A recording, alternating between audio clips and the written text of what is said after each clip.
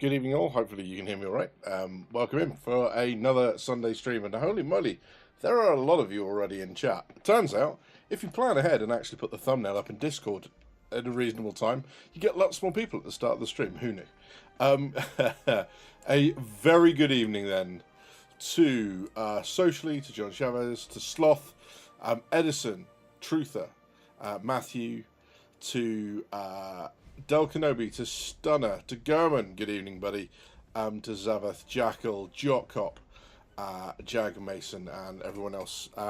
Welcome in. Good to see you all, and hopefully you've been having some success with the whole resource drive new event. Hopefully you've been having more success than I have. It's been a little bit rough. There have been some bugs, but for those that aren't familiar, Resource Drive is a non-combat event where you are taking supplies to all of the 4 corps. One of the corps will win. There are 5 tier rewards with each of the factions, and then the winning faction gets to rename the Stanton to Pyro jump gate, and you'll get a permanent 5% discount across all of their shops. Their low Earth orbit stations, so Everest, Virginia, Tressler, their major landing zone, and the Stanton Pyro jump gate. So lots there to take advantage of, lots of skins, lots of weapons, new sets of armor, all that sort of stuff, and of course that extra set of armor for whoever is at tier 5 with the winning corp. Yeah, and that's where the good news kind of ends, unfortunately. There are, of course, the various different missions that you have.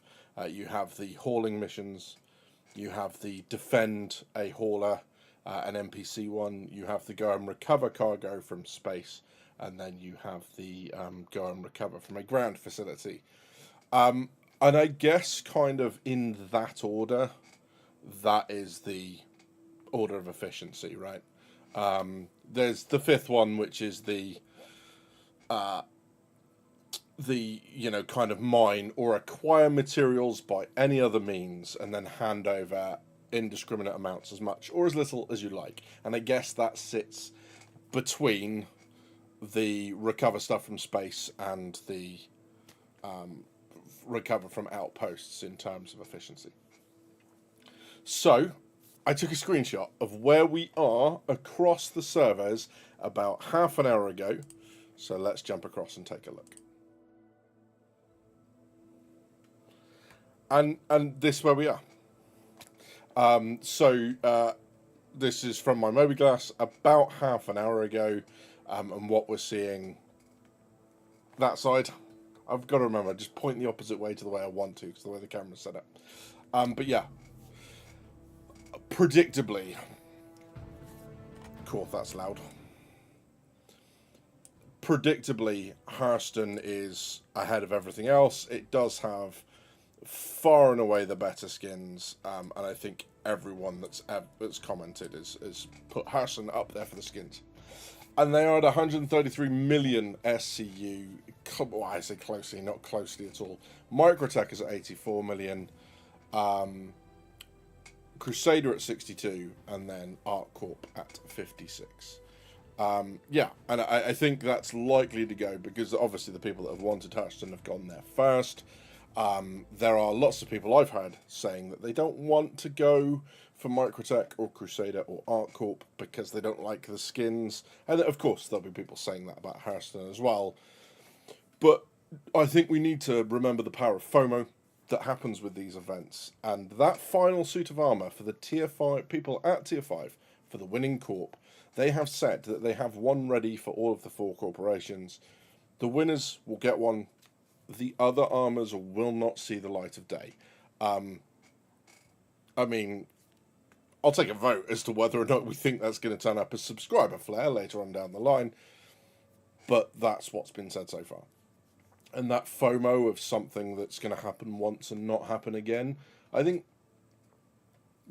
for those that aren't doing Hurston Dynamics, that might be quite a motivator for them to jump on the Hurston Dynamics bandwagon and, get that done just so they don't miss out.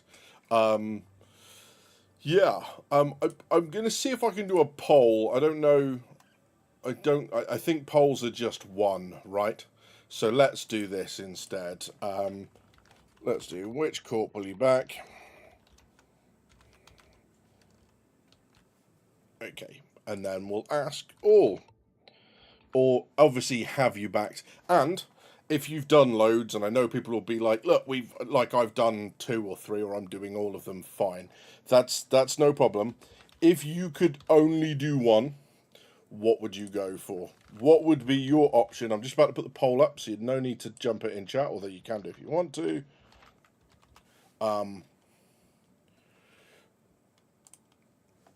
Let's pop that up and see what people think, and then we'll take a look at that poll in about 10 minutes. But yeah, so just to read through, Stakaragord, good evening, mate, says, thumbs up because I support drinking and gaming. Nice, or drink gaming, rather. So she says, the first 2 days for me was dealing with griefers, so many assholes, and then it was all the bugs. We'll look at that in a second, and there's a couple of tips I want to give, which a lot of the old salts here will know already, but if there's a couple of people here who haven't tried it yet, or people that are new to the whole Star Citizen thing, hopefully that will help you guys out as well. Rusty Pigeon, hello, buddy. Welcome in. Good to see you. So, yeah.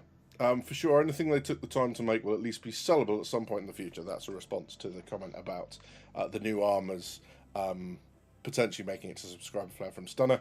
Del Kenobi says, yes, and why weren't the distribution centres used? Seems odd to leave them out.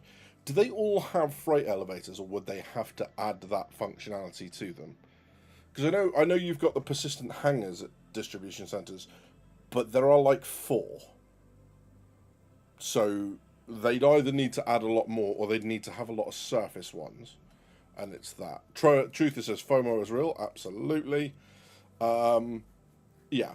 2-time poor to play, says Jack. That's unfortunate, my friend. That's a bit of a shame. But it's problematic, so you might not be missing out as much as you might think. Crusadier and ArcCorp are more difficult because a lot of outposts only have 1 elevator. Yeah, absolutely, socially. We're going to come on to that in just a second. Sloth says, guess it's the race for 2nd place at this point. Shame no reward for 2nd or 3rd. Yeah, we talked about a little bit about this last week, right? That once one corp, like Hurston, is very clearly going over the line. I mean, it's 50 million ahead at this point. A lot of people who haven't done it will transfer over to it to get there, to avoid the FOMO. There is nothing, once you've done Hurston Dynamics, there is absolutely no driving factor for you to do the others other than the tier rewards. There's no overarching. Again, it's all driven by individual desire, which is a bit of a mess in my opinion. Maybe each one had to get over a line in order to advance the story one way, otherwise the story advances the other way. There's a lot of kind of ways that they could have done this, right? Unfortunately, it's like any other mission set. If you want to do it, fine, but it's entirely motivated by self-interest.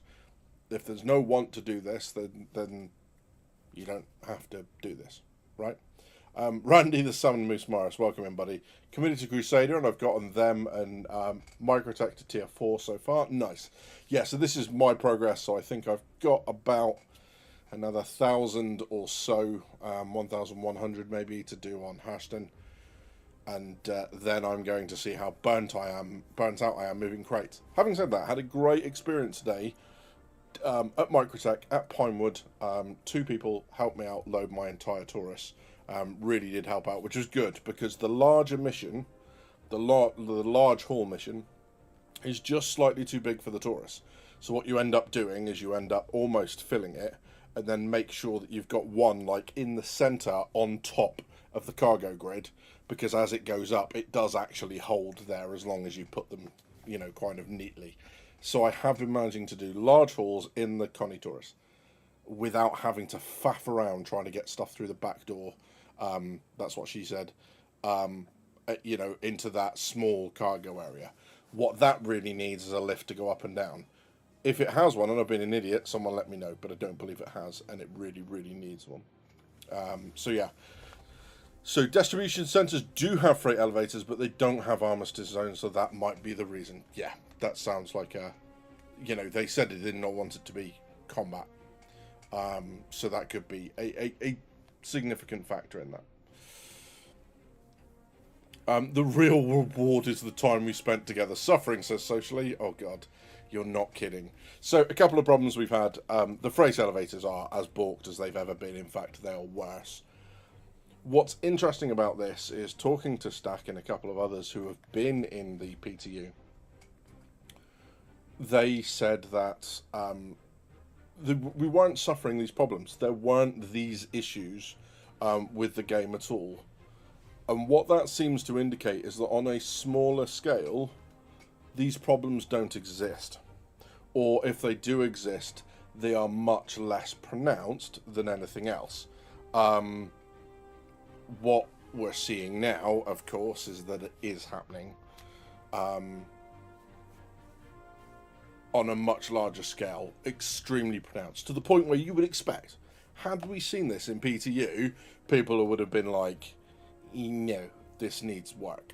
So what it seems to indicate, as I said last week, seems to indicate there are issues with the replication layer.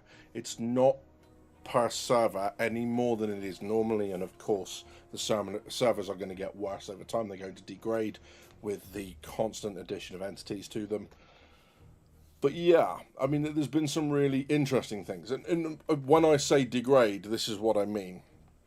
So one of the things that we've identified, I think, one of the things that this event has identified, is we don't help ourselves as a community. That was today. That was on Walla.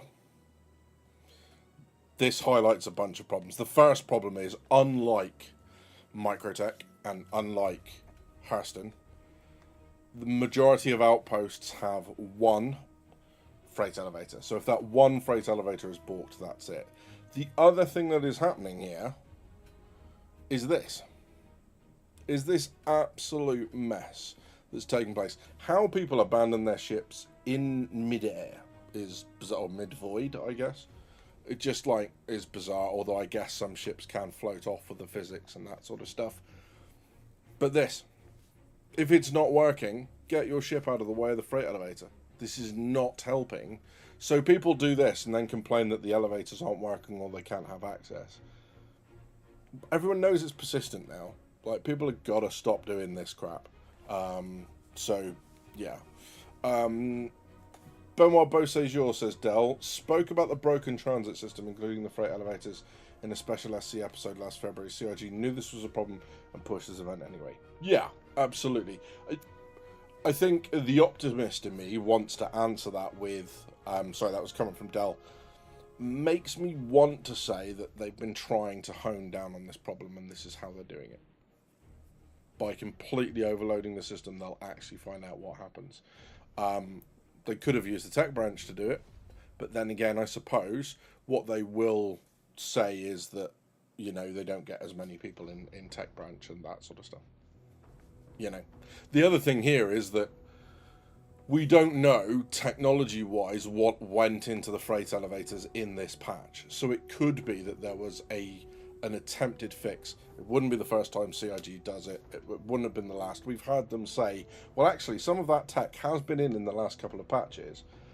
And I think maybe they might have had a go with the freight elevators and they thought, oh yeah, look, PTU's working great. And then this happens and then... But yes, there's that. So, yeah. So, yeah. So they were building a new transit system, absolutely.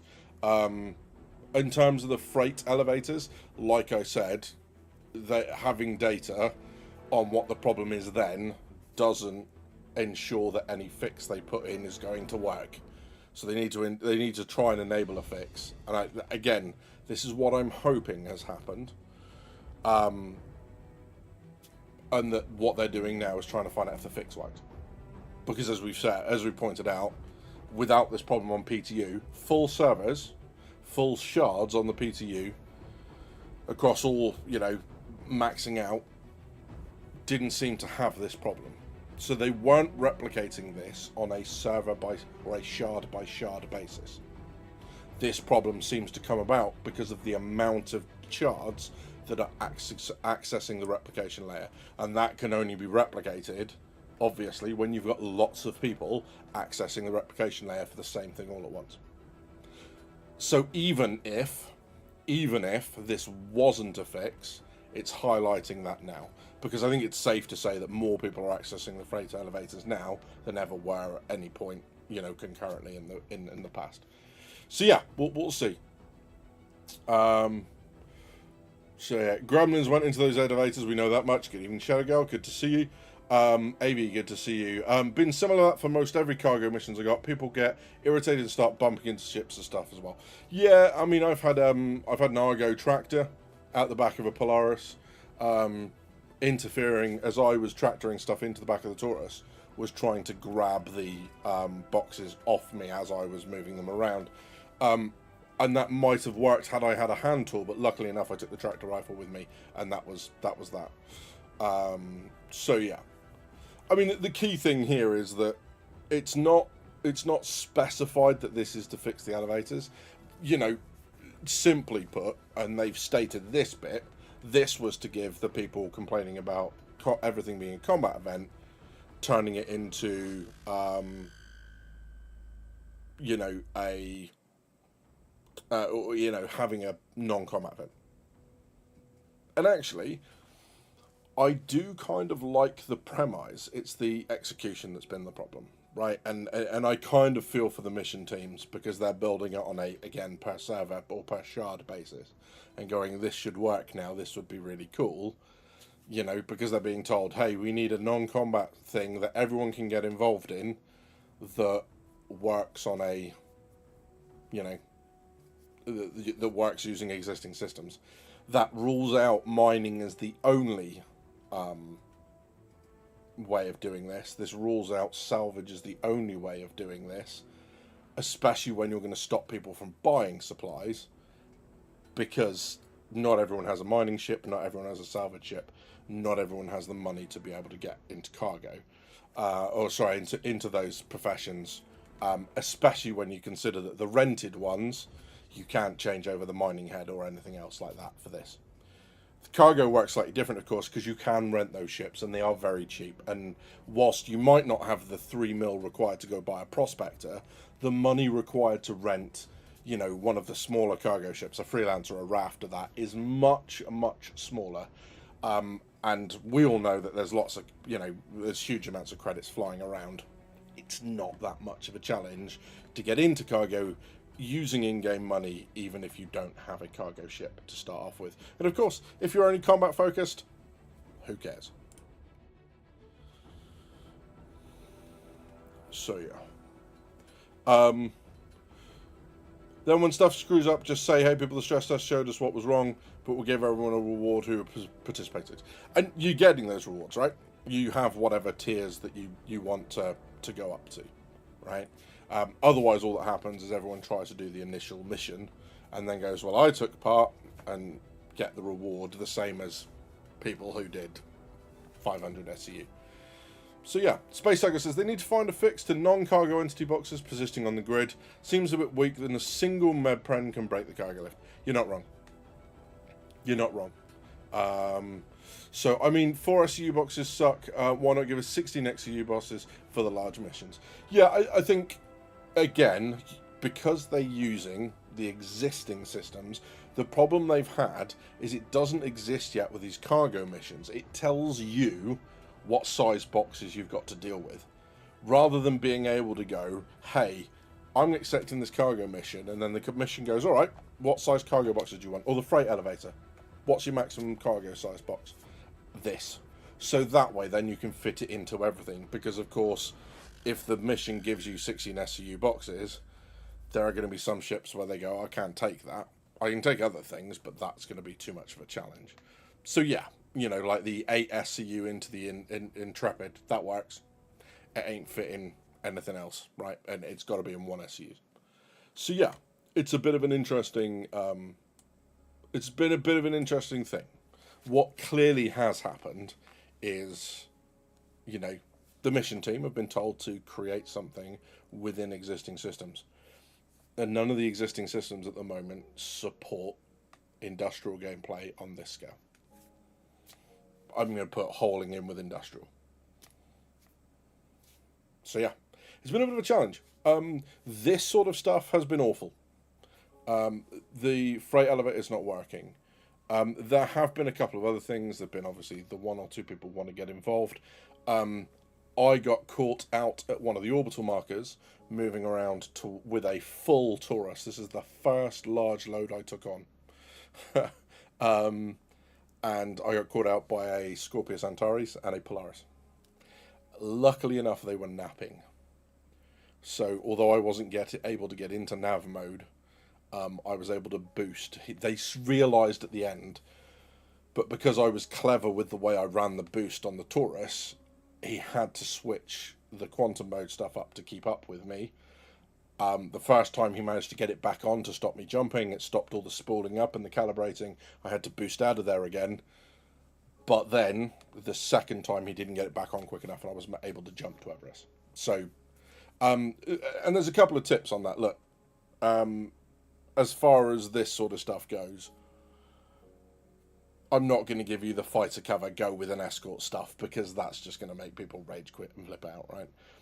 The best thing I can do is what people seem to be doing is if they're trying to intercept you, they're either waiting outside of the armistice zone. There's not a lot I can help you with there because you have to reach a certain altitude, and there is a significant gap between the armistice zone of these small outposts and even on the moon, whatever it is, 3k to get out. It's a 2k gap. They can start interdicting you, and you're just going to have to wear it to try and get out of Atmo.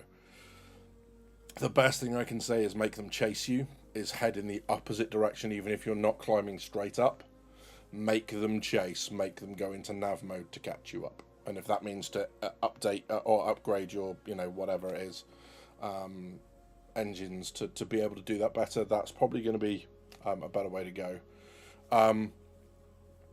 If you're going to go around one of the main planets to try and get to the station, don't use the orbital markers. Wherever you land, go to the landing zone, quantum there, and then instead of proceeding to land, just aim up at the station. That way you avoid all of the orbital markers, you loop round the planet using the quantum drive, and then you will, wherever you stop off, be able to see the station, so point up. And that stops these people using orbital markers from being able to interdict you. It's the best way to get around it. That's all I can say. I think the only other way people are going to be able to do that is if there are planets that are particularly good for resources. They might try and interdict you by, going to whatever that planet is, warping to the main planet in that system, or whatever the moon is, warping to the planet and then trying to interdict you as you get there, because of course you don't arrive direct at an orbital marker. Again, just head on a swivel, be ready the minute you drop out of quantum to align to the next place. Just fine Idris also works, says Edison. Yeah, that can work too. Maybe they need a ticket system like at the deli and a billboard on top of the elevator with an announcer now serving number. Yeah, like Argos, the Greek god of pointless queuing. That could work too. Yeah, absolutely. Look, it's certainly not perfect. So yeah, so Avi says the 4 SU boxes definitely make it longer. Have wondered if it was to try to delay players and prevent us getting all of them easily. Possibly. I think it's just 4 SU boxes fit in so much more stuff. I want the skins for the 2-hour tractor beam. The 2-hand tractor beam player made. Okay, sure. I would like them to let us change the box sizes at the terminal, says Lone Star. Welcome in, Lone Star, by the way. However, it is a real world thing that the carrier doesn't get to repack what they are shipping. That's right, yeah. But I think they've said it again. It's something that they want to add, so we get to choose, especially with the refineries and stuff, we get to choose what size boxes we get given. It's because what I've noticed is when I put stuff into my station inventory from the refinery, it's all 4 SEU crates. If I put it into the back of the Taurus directly from the refinery terminal, it's whatever will fit, which is interesting. So yeah, that's been good. Piracy is expected and should be planned for, says Dell. Then there is the powder ramming and the other antisocial behaviour. Yeah, I mean, the other thing is, like, someone parked a Zeus half on the front of a raft. So I actually got in with a Connie Taurus, used the front of the raft to kind of lift the Zeus off. Just kind of, you know, got under the cockpit and just kind of lifted it off it. Just bizarre why people feel the need to do that. Year of stability though, right? Lol, they have some work to do for sure. Appreciate the effort and we still have time for a strong finish. Yeah, that's it. And I think, you know, like as or not, those figures of, you know, whatever it was, I mean, you're talking easily 110, 200, you know, 133 million SCU moved in a, you know, just over a week and a half, almost 2 weeks. That's not bad. Obviously, a lot of people engaged in the event, but yeah. I wish people having problems with the intro mission could use refined cargo to turn it in. I've been seeing a couple of people with problems causing bugs, and it says it has to be contracted cargo. Yeah, absolutely, Sloth. It's something that we picked up last week. Those intro missions, the gateway missions into it, all being stuff that relies on a system they knew was broken, or even if they'd implemented a fix, it was a system they weren't sure that was fixed. It's upsetting because there are a lot of people out there who are trying to get into this, but that experience, that first mission, they're just like, whatever. It's some armor, some skins, I don't care. And they'd be right. Lucked out and saw no combat so socially, that's good news. I actually remember the time where I ordered 50 remotes at work and the company shipped 50 individually packaged remotes instead of putting everything together in the box. UPS hated us that day. Yeah, absolutely. I think, you know, like that whole taking it to the point of realism and bring it back to fun. Hopefully that's one of the things that falls under the fun or at least the less tedious category, right? You know, I've got my large 2-litre bottle of copium, and I'm going to be an animal and drink straight out of it, and there's nothing you can do to stop me.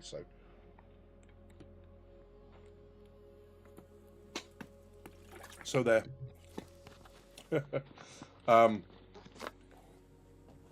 got bitten by a vampire mouse or something.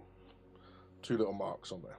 So if I have an even larger penchant for cheese than I normally do, and I start squeaking at people, you know the change has begun. 99% of people were great. Yeah, absolutely. There's been some good interaction. Edison says, to be honest, most of the time I interacted with players during this event, it was positive. Nice. Avi says, I mean, I don't know that I would say mine were negative, more that people were impatient or just bad at loading, taking too long, stuff like that. Only had one instance of an idiot in a Gladius trying to ram. Yeah, and a Gladius is a really odd choice against cargo ships, because now it's all based on mass. German says, all this goes completely over my head. I consciously decided to step away from SC. 10 years is a long time to keep enthusiastic. That said, waiting patiently of when to return. Yeah, not now, is the answer. There's a lot more fun to be had now. I think when you come back, German, you're going to enjoy things like Hathor, Stormbreaker. You'll enjoy those because they're not events. They are sandbox activities. Basically just things that are now in the game permanently. You go do them whenever you want. They're almost like what distribution centers should have been, although they're spread out. But yes, 1.0 would be a good time to return so socially. You're not wrong, sir. Firefrost, good evening, welcome in, good to see you. Yesterday there were people on 8 servers camping pickup locations in an Arsa Medical, running people over as they loaded. We killed the rover on one server, then you just got a new one from the pad. Yeah, it's unfortunate. And this is the bit where I say, you know, the community don't do themselves any favours, is that there is a certain element that are incredibly childish, who, because they can't have fun, are going to try and rip for everyone else. They're the sort of idiots who punch their screen on a regular basis, right? Hello, Jamrak, welcome in. Something just made a weird noise at me, and I don't know what it was, because my phone's in my pocket, so it's not my phone. If I suddenly get murdered on screen, you know, clip it. Oh no, Badger will become Skaven. Yeah, this is Do you want Skaven? Because that's how you get Skaven. Exactly. I've been pirated multiple times as Dolkanovi these last few days. Only truly griefed a handful of times though. It does exist, and wish CID had a better fix for it. It makes gameplay extremely frustrating. And I think that's the thing, right? Is it's frustrating enough when the systems aren't working and you're trying to get that stuff out. When you then suddenly encounter success and you're like, oh, thank God, I'm finally going to get some progress, and then you get pirated, yeah, that's not great. Of course, piracy is always going to be part of the game, and we do need to plan for it, but when, again, this goes back to what we were saying last week, and that is when criminal gameplay comes down to interfering with players who are lawful, that's it. That's all you're going to get, right? And you are going to need to deal with that. I mean, if you were to look at a game, let's say, let's use Dragon Age as an example, right? You don't have one player like the warrior or the whatever being with the storyline, and everyone else is just like around the warrior. Each of those individual kind of ways to play all had their own individual stories, and they felt just as in-depth as the other ones. It needs to be exactly the same with criminal gameplay. Criminal needs to be, hey, there are lots of ways to be a criminal. You can be a white-collar criminal. You can do all the fraud. You can, stick it to the man and, be that kind of, that element of it. That works too. Just having, your criminal gameplay relies on you entirely interfering with other players and the way they're playing the game is not a good idea. It's not a clever way of approaching this problem. So let's end the poll. Let's see where we are. Where did we land? So 37 then doing Hurston, 28 Crusadier, 21 Microtech, and 12 ArcCorp, which is interesting because that's slightly out of order. It puts Crusadier above Microtech, whereas in this, that's not the order of things. So interesting that we are not entirely representative of the Star Citizen gameplay community, but that's okay too. Jamak, welcome in, buddy. Good to see you. I bet the retirement home will have 8K monitors, Apple smoothie for everyone in celebration for 1.0. I really hope so. They better make it good. They better have fast internet. That's my main concern. So yeah. I would say there's always be a part of any gaming population that will enjoy griefing, and that is the game. But yeah, absolutely. And for those people, you can look at much more kind of intense kind of, punishments, grief, ways to deal with that sort of stuff.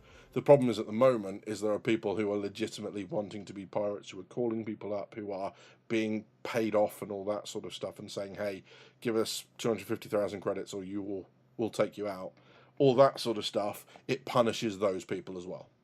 And I think once you've given those people much more legitimate and engaging and enjoyable and the sort of gameplay that they want to come back time and again for, then you can look at much harsher punishments for the people who, are just trying to grief. I mean, in-game punishments. Obviously, I'm not suggesting that they shouldn't be banning and whatever people who are, blatantly just trying to upset people. I was telling people getting griefed to refund the game when they were complaining last sale. To refund in the game. Yeah, I mean, I think, like anything, I think if you're going to buy a game that's got this many warning labels on it when you go to buy it, it's probably something that I would look at doing a little bit of research into, like anything else, right? And by research, I mean sit and watch some YouTube videos. It's not hard. I try and get, if I was going to go and look at this game again, I would probably go Star Citizen best game ever and see what results, and then Star Citizen worst game ever, see what results came up, and try and get kind of both sides of the story, everything that's wrong with it and everything that's right with it, before you throw money at it. Or you throw 40 quid at it and go, well, I didn't do any research, but if it's not great, it's not great. I filed for a refund with CIG myself. I'm 30 grand in. Yeah, I mean, best of luck. I don't want anyone to you know, to be stuck with a product that they don't like and be that much in. Um, you know, I think they've done a lot to indemnify themselves. So, you know, I hope you I hope you get the success that you're after. I'll keep my fingers crossed for you, bud. Zaveth, Star Citizen is like buying an experimental aircraft. Set your expectations right from the start. Absolutely agree. Says, oh, sorry, I'll read these comments in order. So, Space Saga says they could improve criminal gameplay if they fleshed out the smuggling gameplay loop and made shipping maze from Pyro to Stanton viable. 100%. 100%. They could absolutely do that. And Del Kenobi says, absolutely agree. I don't see why they can't have smuggling as a loop now. Seems like enough is in the game for it. Yeah, and I mean, if they wanted to bring players together, they could have, you know,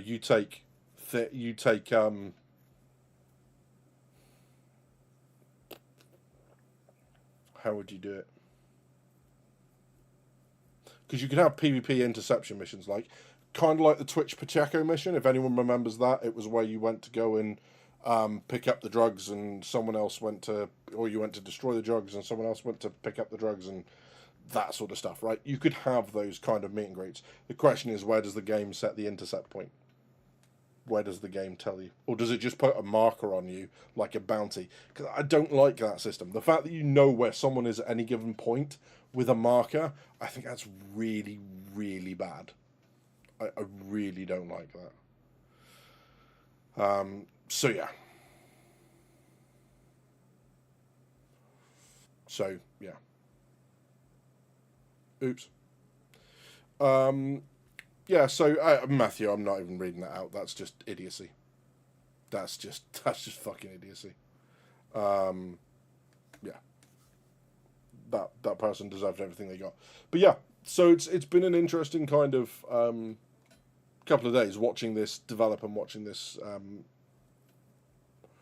happen. I just don't think it's particularly well executed. You do feel kind of bad, right? Because CIG have been taking it in the teeth for a while, and you do want them to kind of feel as enthused about doing stuff as you can. The problem is once again, gamers do what gamers do. Certain elements of them, which is the feedback is not delivered in the most constructive way, and what they'll do is when feedback affects them negatively, they will whinge like a mad person, and then when it doesn't affect them, they don't care. So there are lots of people up until now who are whinging about freight elevators, who will have been on Spectrum and every other commenting thing in the world, telling people why freight elevators aren't the priority and why it doesn't matter right now. And oh my god, you know, everything would be a priority if we just did this. And I think people need a little bit of self-awareness. Now, I'm not putting everyone in that, you know, under that umbrella, but there are people out there that do it. I know a couple of them, so yeah, it's kind of that.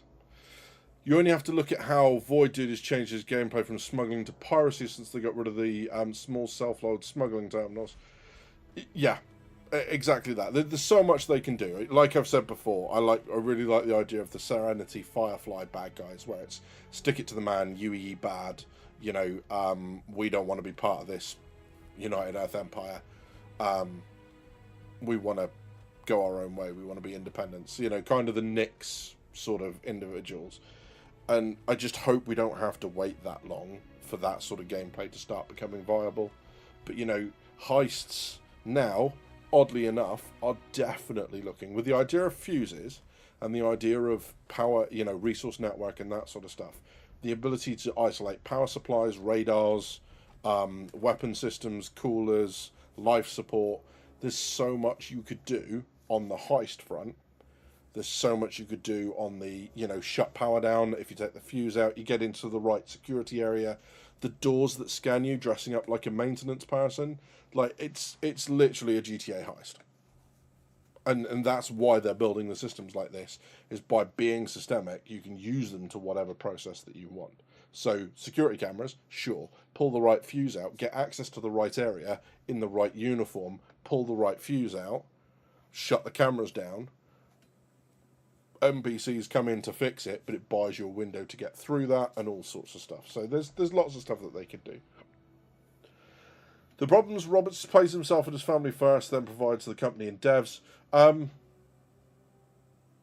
don't know what evidence there is for that. I mean, I don't. Does he get paid like 2 days before everyone else? Is that what's happening? So yeah, CIG has been underestimating what some players do. For example, Jared telling folks nicely not to be mean doesn't work. No, it doesn't. But you know, I think that's kind of why he did that. I genuinely don't think, for someone that's been on the internet as long as Jared, I don't think he was genuinely expecting to walk into a room full of internet nerds, go be nice, and everyone go, oh okay. I don't think that's what was happening. I name my reclaimer after Firefly quote. I aim to misbehave. Nice, like that. Piracy would be well and dandy if they had the things they wanted in to prevent it, like security and armistice zones. Yeah, security, armistice zones, roving patrols, escalating, you know, kind of everything turning up. And a lot of these things seem like they'd started to happen. I noticed that after Pyro, the roving kind of, what's the word I'm looking for? The roving kind of security patrols that come in to scan and everything else, they're not around anymore, right? They don't seem to be part of it at all. So obviously Pyro and server meshing's broken a bunch of stuff. We know there's a bunch of missions that are broken that they're not rushing to put back in, let's face it. They got bigger fish to fry. So yeah. So yeah.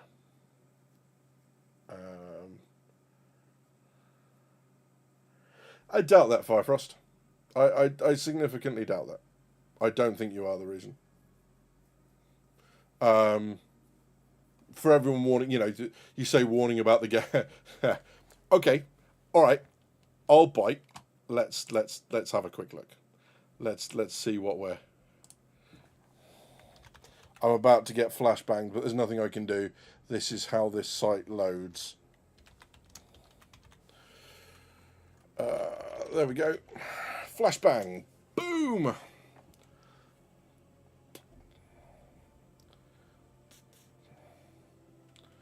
Do do do. Do do do. Do do do. Right, let's transition across. In fact, I'm just going to move myself. Let's move to there. Oh, no. Don't do that. Let's do this instead. Yoink. Okay, now let's transition across. I'm not seeing this 10 to 20 mil impact that you're talking about.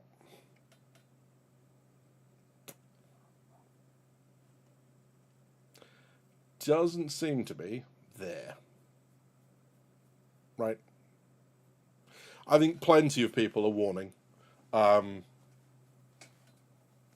think plenty of people are saying, just get a starter pack, just try the free fly, and all that sort of stuff. I really don't think that there's any one person can claim they've had any more effect than anyone else. Apart from a couple. You know, there's a couple people with fairly large followings as far as Star Citizen goes, who've been warning about this and complaining and bitching about it all the time. They might be having a bit of an effect, but I'd be interested to know where the 10 to 20 million come from, what estimate that's based on. So yeah.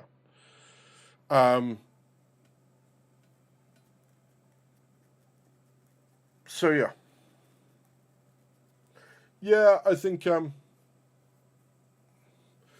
so no, it wasn't in their financial statements.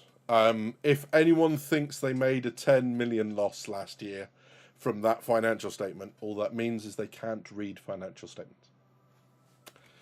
So, one of the things that people need to understand about video game development in this country at the moment is that there is a tax credit on video games. If you make a loss, you get 25% of your loss back from the British government as a tax credit. Right? Might even be a bit more than that, but I know it's at least 25%. So what they've done is they estimated the cost of when the contract at Manchester Goods Terminal ends. They estimated the cost of putting it back to normal, because part of their contract is, hey, look, you've got to give us back in the state that you've given it to us, right? So in exactly the same way as when you rent a place and you move on, you've got to, clean everything and make it as presentable as it was when you went in, right? And if you've done crazy things, you're going to need to take it down and make it presentable. There is a cost associated with that. CIG, estimated that cost to be £10 million. That money hasn't gone anywhere yet.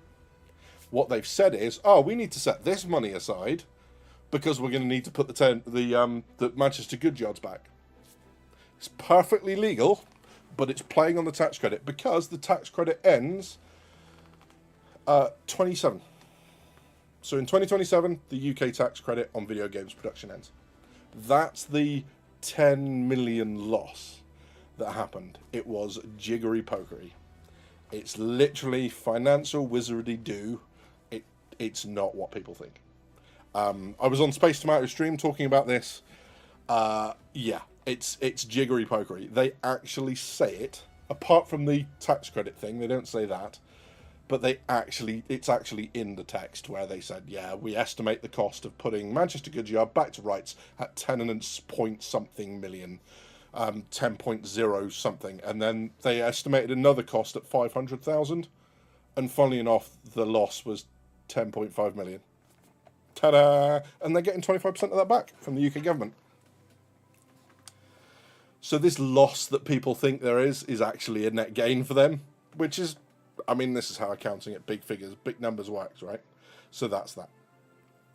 So, yeah, unfortunately, I don't think that's doing what you think it's doing. I don't think any of that's coming out as people were expecting. The other thing, of course, is that, they didn't pay they haven't paid any dividends for a while.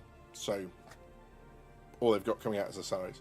So the idea of these fat cats skimming off the top, it's not reality. And this is what I mean, going back to when people see things they don't like and when people get upset, they interpret everything in the worst possible way. Well, I think it's that, with no evidence. I think it's this and I think it's that, and I get it, people are pissed off. And people have a right to be pissed off, and people can vent all they want. They can say what they want. It doesn't make it true. So, yeah. It is still reported as a loss, though. Yeah, absolutely. 100%. But to think that it's a loss, in the same way that Trump did, he went bankrupt to get huge tax write-offs. Unfortunately, that's the way the world works. We don't care if you paint the walls as long as they're white when you leave. Exactly that. That's exactly what it is. So yeah. So it's interesting. So they've got a bunch of subsidiaries, Firefrost. They've got the figures that we see. That's the other part of it. The figures that we see are for CIG UK. If you actually look at the earnings across the firms, they didn't even make a loss with that 10 million. That's purely CIG UK. So I think it's CIG or Cloud Imperium Games Limited, Cloud Imperium Games UK, Robert Space Industries, and they've got a couple of others. I think one or two others. Yeah, there's a lot. It's jiggery. One of the things that exactly that. It's interesting because Google, YouTube and all that sort of stuff do that. Amazon absolutely does this. So what you'll find with Amazon is that Amazon, the retail, and Amazon Prime Video are two different companies. So Amazon Limited, the retail, will pay Prime Video to advertise, which is why they run so many of their own ads. Because what they do is they go, oh, this is all going to be profit. Sod it. Pay Prime Video to put a bunch of ads up. It comes out as a cost from us. All of that money is going to our other company, which we also own, but now we get to say that there are costs involved with that, so that's not taxable because it's not profit. It's just creative accounting, man. It's mad. It's like another world. There's us going, why can I not do that with my groceries? Why can't And in the UK, you kind of can. You've just got to be really careful about how you do it. So if you set up your own business, let's say here, if I was to set this entire room up as just a studio, I could claim part of my rent as a business expense. So I could go, okay, there are 4, whatever main rooms in the house, bedrooms, front room, all that sort of stuff. So it is 20% of the rent. So 20% of my rent is now a business expense. And my electricity, part of my electricity is now a business expense. So yeah, you can absolutely kind of... Firefrost, so you'll know all about this. Absolutely. 100%. I don't think they own that many companies. I think the US is one, Turbulent Canada is a second, UK... Yeah, there's a few. 2 companies billing each other 10k for a paperclip, oldest trick in the company book. 100%. So yeah, so it's an interesting thing to see. I mean, they are, again, let's have a look. It'll be interesting to get a little bit of a comparison here, actually. So let's jump back across. I've just realised that what I am going to have to do is I'm going to have to grab my cam stuff and move that. Let's pop myself up there, and then I'm just going to fade. You ready? Whoop. Jiggery pokery! Cool. So, I mean, we were what? I can't read. So the total pledge. No. I want to know what that is to... So it's 29 million that month. No, I just want to know what are we at? Why does... Just reading this stuff hurts my head. So we're there, right? So we're at 60, whatever, 61, 62 mil. There, they were at 47 mil. So what's that? 15 mil ahead by the end of whatever month Orange is, May. Now, they are at 77 mil. They were at 57 mil. So they're still continuing to outpace last year, which is interesting. They're 3 mil more ahead than they were 2 months ago, which is interesting. Although not entirely unexpected, right, with all the extra ship sales and stuff that's happening. So, yeah. Now. Yeah, so a lot of companies play games with themselves. Sorry. Play with themselves. I mean, they probably do that too, right, Avi? That was a Freudian slip if ever I heard one. Oops. And other subsidiaries to play with taxes. We paid other locations for materials with a markup and all kinds of random BS. Yeah, absolutely that. Honestly, most tax exemptions are more of a pain in the ass than it's worth. Yeah, oops, that's not where I meant to go with that. But, as we've said already, oh God. Do you know what? Sometimes with chat, I'm like, I've got to stop reading that. I'm not going to read anymore. You guys have fun. I'll come back in when we've all decided to be adults again, okay? So yeah, unfortunately, not much that's gone on in the week in Star Citizen. I know everyone would have groaned outwardly when they saw that Thursday's live stream was another what do you call it?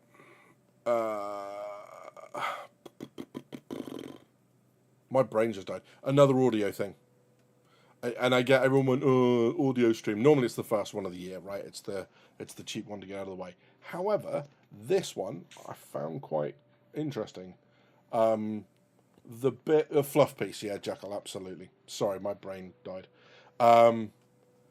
So yeah, I think the key thing that I'm gonna that I focused on in that was the new guy, the new manager, saying that he set out his vision. Now, I don't know about you guys, that was the most interesting part of that entire ISC, was not what they were saying about what's going on in the game. He said that he came in with a presentation, an audio presentation, about what his vision was for Star Citizen. That would, I imagine, be part of his desire to, or part of his application process, right, for the role. What was really interesting about that was his guy to his right, our left, as we were watching, said, yeah, the one word that I came away from that was wait. I would love to have seen what that presentation was. Why didn't that make it onto that live stream? Because that tells us everything, right? And I know it'll be like proprietary and all that sort of stuff, but it's also kind of not, because they've not agreed to any of that. This was some presentation this guy, I assume, either made up as the beginning of the job role, saying I want to outline stuff, or even going to interview and saying this is what I want to do as part of your, lead audio dude. I want to see that. At least clips of it, right? Even if they're going in a direction, there's bits like, hey, we can't release this because other people will copy us, blah, blah, blah, blah, blah. Fine, whatever. But that would have been really interesting to see. Some of these plans, the idea of, of everything having weight. And I don't think it's any big surprise that Chris has gone for someone from the movie industry to bring them back in. You've only got to look at Squadron 42 to realise that he's taking cinematic gaming to the point where you are gaming a movie, right? It's not cinematic gaming. It's gaming. It's gaming cinema. I think that's where we are. So it's no surprise that the dude has experience in movies. That's also really good because, of course, loads of stuff that happens with movies is all the cutting edge kind of tech. This is where a lot of the big audio stuff comes in, or at least, if they're not the ones on the cutting edge, then they're the first ones to kind of really get hold of those technologies and then produce it for mass market to show what it can do, right? Squadron 42, an interactive movie. Yeah, see, Del, I was thinking about this. I was thinking about, is there some sort of video I can do on that front? And I don't like it, because do you remember the really bad old games that used to play with, like, the live action cutscenes and stuff, those sorts of things? Like, it conjures so many bad memories for us old fogies who remember that sort of stuff. But yes, I don't think that's too different from the from that thing. Do you think they'll hand out all rewards for events? What do you mean in terms of all the events that we've done, will they be available later? I don't want to put it past them, but I hope not. That's the whole point, right? Is the whole point of us playing now and play testing is that when the game finally launches, we can sit there going, young man, I remember when I was playing Resource Drive and I got this armor and you can't have it, and blah, right? That makes sense. So yeah.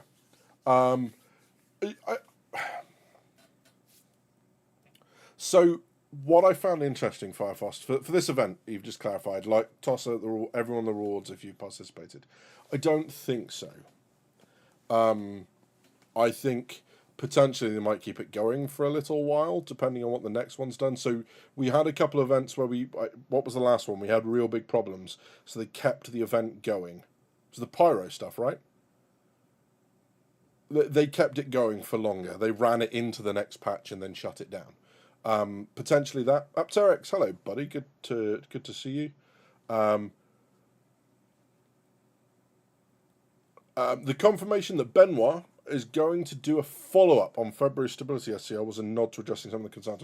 Where's that confirmation, Apteryx? I'd be really interested in seeing that. I think that's something worth seeing. But yeah, absolutely. Yeah. He can actually make a movie, Lord of War and Wing Commander. Yeah, Lord of War with Nicolas Cage. Chris Roberts was a producer on that. That wasn't you, Firefrost. That was everyone else that wasn't aware. I mean, I like the audio stuff. It just seems like that's icing thing, and talking about that when they have notable bugs making gameplay this rough is kind of bad timing. Yeah, their timing of not just the content, but also like the sales and the subscriber flare and all that sort of stuff. I don't think that's great across the board. Things like ship of the month surely should be the ship that's being released that month, right? Does that all make sense? It's like, even if I suppose you'd have to then sync it up so that it happens at the beginning of the month, but work it out, you're a big company. That sort of stuff makes sense, right? Because then if people like it, they'll be encouraged to buy it. For everyone else, we get to try it, decide we don't like it, and not spend money on it. And that just seems like a really good idea with a digital product. because you don't lose anything by giving people access to it. Things like, for example, the amount of Prowler utilities I've seen recently. Right? Everyone going, oh, I don't like it, there's no use to it. Uh-huh. It's doing really well at the moment. Loads of people are using it. So, yeah. You know, and I don't know if you've noticed, but I think, is it 38 SCU is the medium haul ones? I can't quite remember. But it's something not far off, right? So, yeah. Wing Commander's cheesy cutscenes were awesome. Yeah, that. So, yeah. Was it designed to be played one... let's not do that. Yeah, it would pause and you would make a decision other than if it was a normal thriller. Yeah, exactly that. In the audio SCL, I'll try and find a clip. Yeah, I think I didn't listen for like the last 7 minutes. So, yeah, probably that. You won't be able to link it in here, mate, but if you do find it, shoot me a link on Discord and we'll watch it. Gotcha. Jared said it. Okay, so it would be at the end, would it? Because I can go find it. If people want it, if people haven't seen that, if they're just as confused as I am, then we can absolutely do that. Let me see what I can find while we're talking. The trick is, of course, yeah, what's the timestamp? That would be perfect. Thank you, Del. Let's have a look. Right. This is why I'm really pleased that they don't have an intro video on their channel, because I can go and find it. Right, you are going to get a little bit of noise. I'm just going to run it up while you're... Oh, I got in there just. See if I can put closed captions and find it. I'll kind of watch it in the background.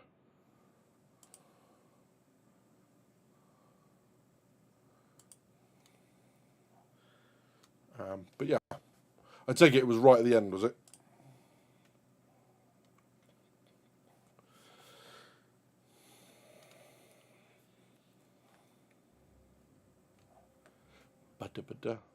It's almost like we're watching one anyway, because that music's come on. Mission prep.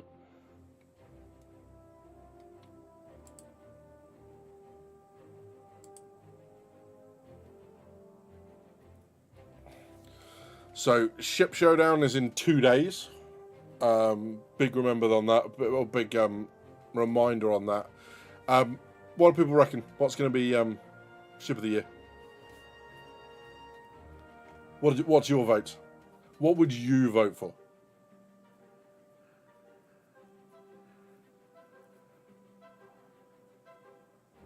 Hey, Griffin Graven, good to see you.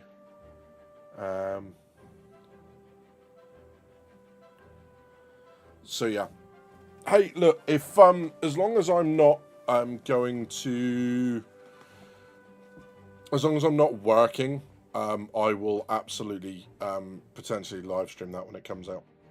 So we'll set it up and we'll go as soon as it's ready to go. So when you know it's coming, if you want to watch it together, we can absolutely do that. Was it at the beginning or at the end?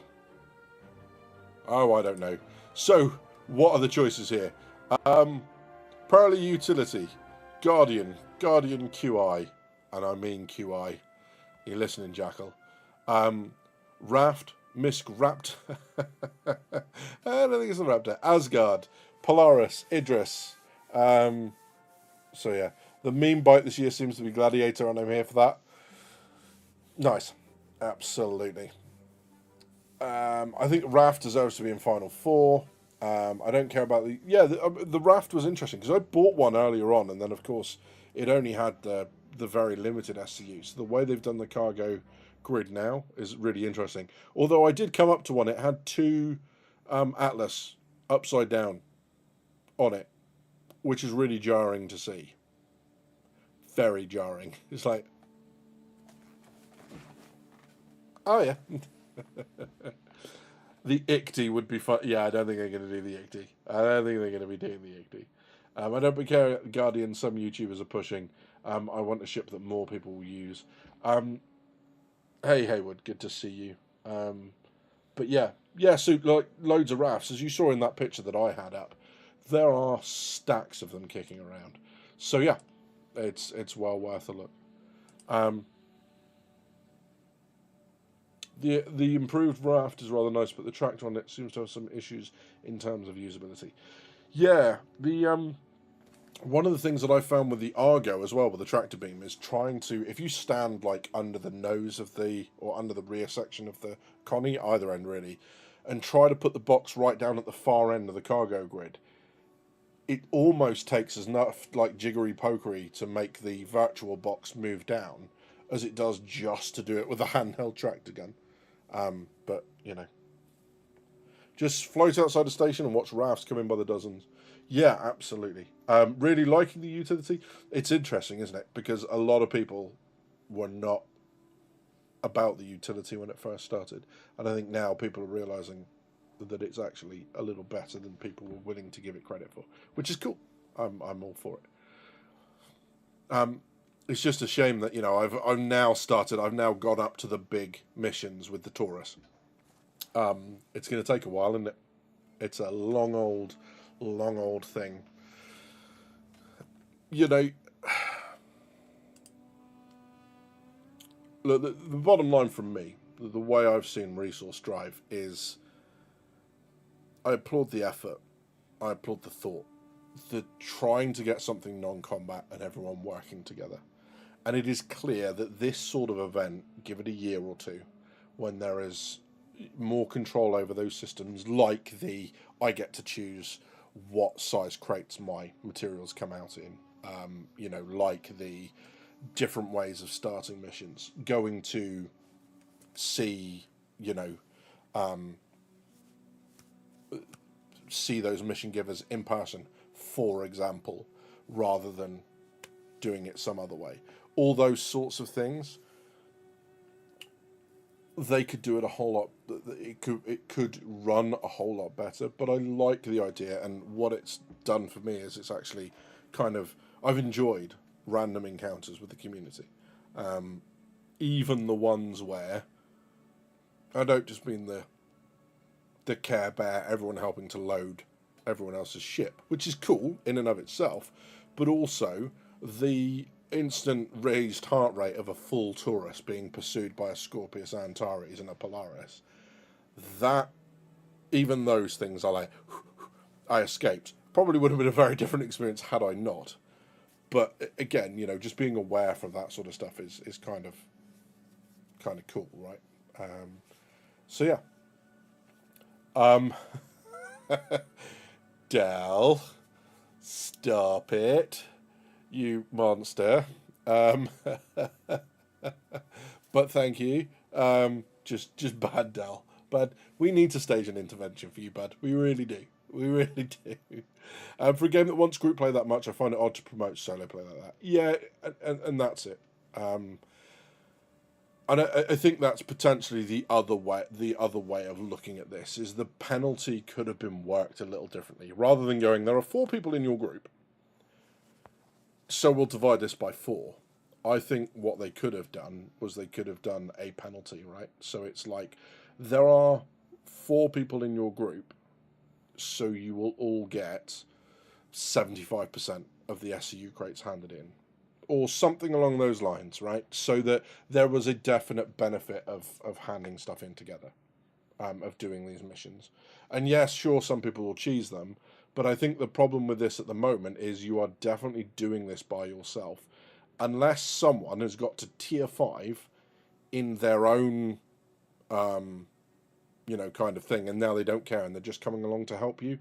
This is a very solitary affair. You're entirely right. There's that. Badges already knows I'm well past an intervention. True statement.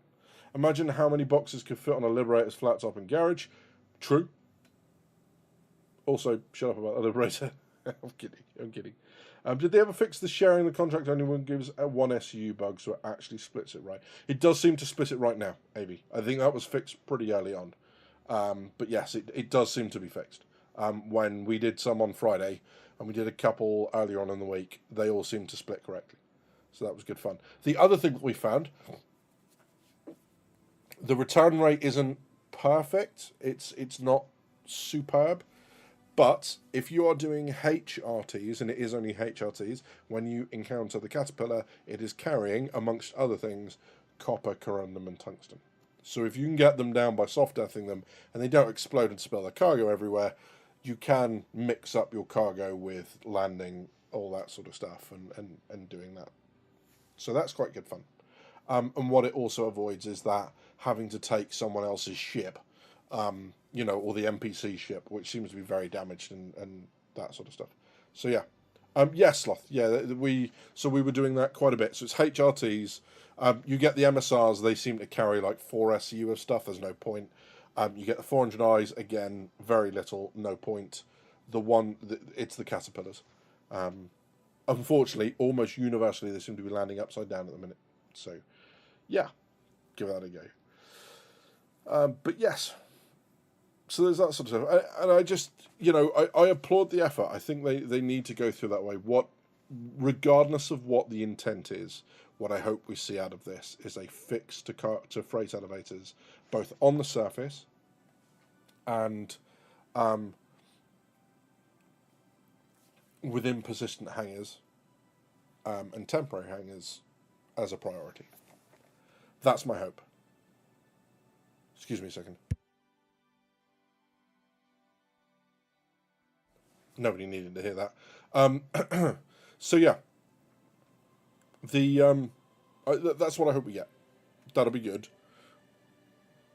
And potentially in the meantime, and I'd be fully supportive of this, is if they're going to run stuff like this in the future, is a few more carbon copy outposts as a temporary measure to get around the fact that ArcCorp and Crusader outposts seem to have on most of their outposts, one freight elevator. They need to fix that. Even if it's temporarily, and go, hey, we'll go back for the time being, but just for now, we're going to throw more of these. Because it's a two-person, the big twin landing pads with the 2 freight elevators on. Is it that hard to just go and temporarily put them at other outposts? Just for the purpose of this? When you know your freight elevator is not playing, surely that's something that they could achieve. Don't know.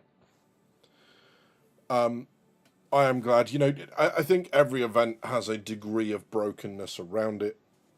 This one has been more pronounced than ever. Or not more pronounced than ever, but, you know, more pronounced than anything else this year, I think. So, yeah, I hope that people just have enough time to at least get one of their chosen faction up to tier 5 if they're willing to put the time into it. I completely understand, though, at the moment, why people are backing out and going, do you know what, I don't want to. I completely understand why. You know, 3 or 4 failed attempts, let alone 8, 9, or 10 failed attempts, at that first mission has got to be driving people absolutely bonkers. So, yeah. There's that. Matthew's bailed on this event. Yeah, absolutely. So, let's try this. This will be fun. Let's go over this. Sorry, you're getting forehead at the moment, so...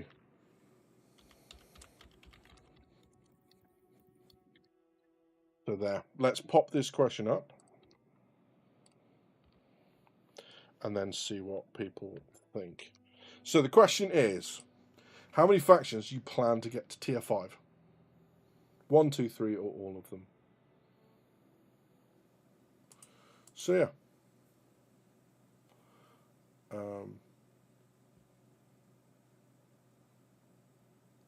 I'd be interested to see where people...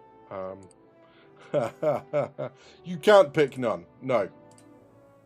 If it's none, just type none in chat, and we'll go from that.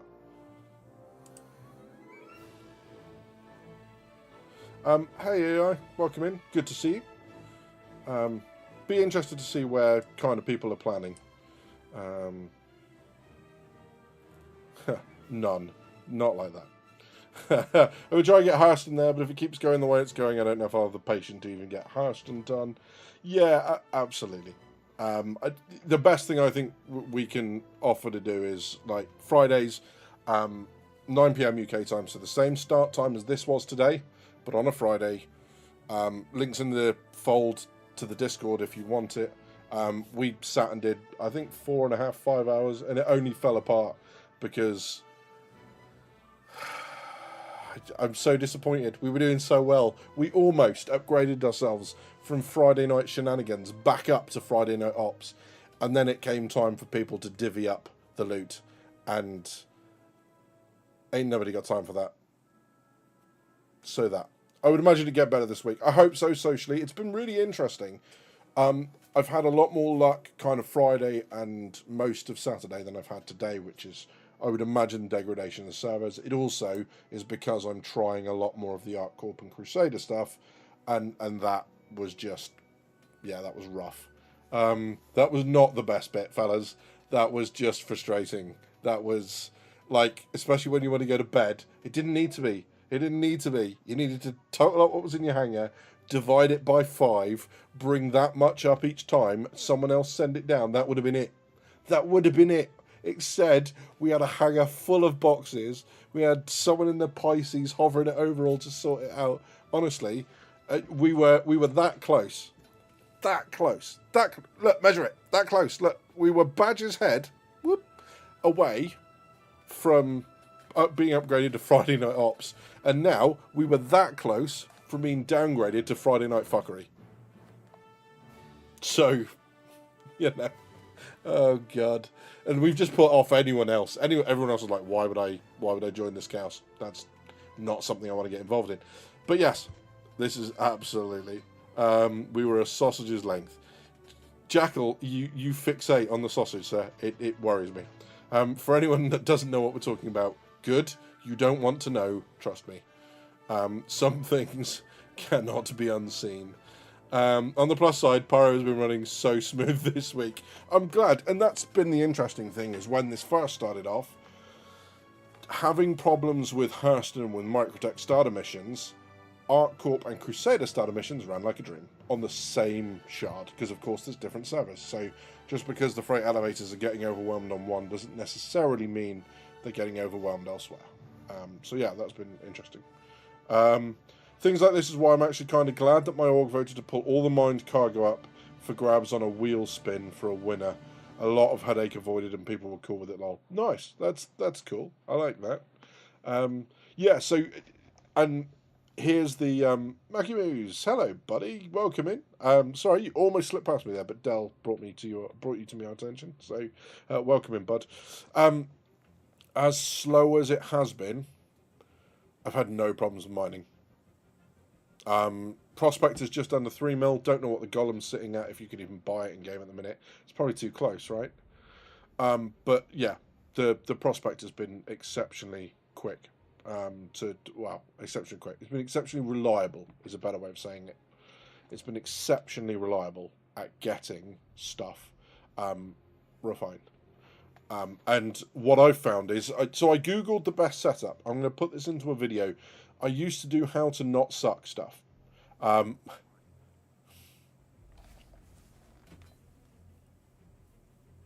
Frick. I used to do how to not suck guides on different gameplay loops. I didn't do videos on how to not suck stuff because that's not what I meant. Don't try to make that what I meant, because I'm not having any of it. I will ban pen you, alright? Oh, lordy. No, yeah. Thanks, Socially. Socially, out. Don't let the door hit you on the way out. Hey, Napo. Oh, why? Napo, like, of all the fucking times for you to walk into this, we can just turn around, out. Yeah, so that. So, yeah, someone will figure it out. It'll be disgusting. But yeah, what I was trying to say was, when I Googled Prospector and I went to look at all the guides for what the best build for the Prospector was, it's not the best build. It really isn't the best build. So everyone seems to be going with the Hofstede, whatever it is, one mining laser. And then a surge module to give it more power. The problem is it's got fuck all power to begin with. So, you know, a 30% increase on nothing is still nothing. So what I've been doing is taking the Helix 1 laser and then using the focus module to open, because it's a debuff to the optimal window, so the green bit you need to get into. The surge module opens that up again, and it's a passive module. So I put that on, and of course the Helix mining head has 2 module spaces, not 1 like the Hofstede. So that's worked really, really well. And there are lots of rocks I could not mine with a Hofstede. When I'm using the Helix 1 setup, it seems to be a lot better, and a couple of people that have tried that from within the Discord say that it's better as well. So if you're looking at an alternative route, yes, you've got quite a... I mean, even if all you're picking up is corundum or tungsten, you're talking, for 32 SCU, you're talking at least a 7-hour wait while it's processing through the refinery. Having said that, that's worked really well, going from, kind of doing 3 or 4 mining runs and then filling up the Taurus, coming back, doing more mining runs, and then filling up the Taurus as it goes. So you've always got stuff working whilst you're doing your cargo runs. As long as you can time it like that, it's not wasted time. So yeah, it works to... It seems to be working really, really well. So yeah. Use hoses for firefighting, right? Among other things. So yeah. Yeah, I mean, you say that socially, but I got to tier 3 on mining alone. So, it works really, really well. And what you don't get is you actually get a repeatable gameplay loop. You don't get hours of abandoning, picking up again because the freight elevators don't work. And what's really cool is that then you fill up the ship and you end up with stuff left over. So I got all my other kind of small ones are just me going, I'll just spread this stuff around on the other factions, on the other corps. So that's worked really well. Today is a good day to mine. Exactly that. So yeah, I get that it's not everyone's game. It's not everyone's gameplay loop of choice. Completely understand that. But to say the event is unplayable because hauling doesn't work, there are other means of doing it. And of course, you can start out quite slight low. So I've been mining on wallow, which is tungsten and corundum, which have a higher resistance than, say, copper, right? So if you're clever, you can go to Aberdeen, or you can go into deep space, and then you can go and do some of that as well. So you can rent that. I think, can you also rent moles at the minute? Because that'll work too, right? As long as you've got some friends to get involved with that. So yeah. I bet Badgers is well versed in surge modules. Can you teach us how to not suck one? Mate, if you are finding yourself sucking a lot of surge modules, professional help is the best way. I'd go see someone. And also don't tell the wife. They tend to get upset about stuff like that. So yes, is the golem worth it as the proc to where it's at? So the interesting thing about the golem is the golem's cheaper to access in terms of money. I think it'll also be, once it's sold, cheaper to access in game, because I don't think it's on sale yet. Might be. The thing with it is it's a bespoke mining head, so you can't switch it out. I'm sure there's still a space for a module. You can still use the mining gadgets and attach that to rocks. But the lower power and stuff, I think, is not so much of an issue, because thankfully, what CIG did, and I don't know whether this is intentional or just a side effect of this, is they opted for much lower value commodities. So lower value commodities when you're mining means that basically they're easier to mine.